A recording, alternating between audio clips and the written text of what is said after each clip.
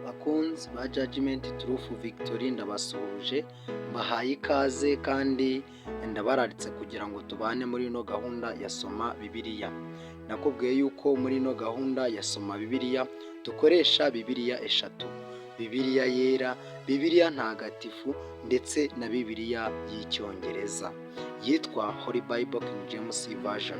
Rero nkurakira gukora subscribe, share, like ndetse na comment kugira ngo video dutegura zose zijye zikugeraho mu buryo bwihuse.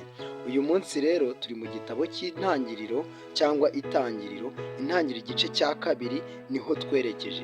Intangiriro igice cya kabiri umurongo wa 3 haravuga ngo Imana iha umugisha umunsi wa karindwi irawiyegurira kuko ari wo munsi yaruhutseho umurimo wose yari imaze gukora.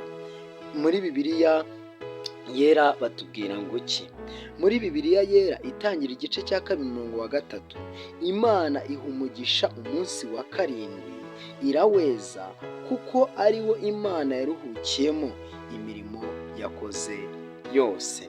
Then the Holy Bible King James Version said that King James Version Genesis chapter 2 verse 3, and God blessed the seventh day and sanctified it, because that in it he had rested from all his work which God created and made.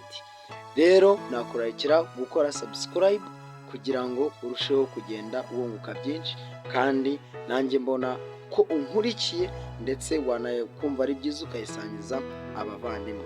Wifurije rero amahoro n'imigisha biva ku Mana.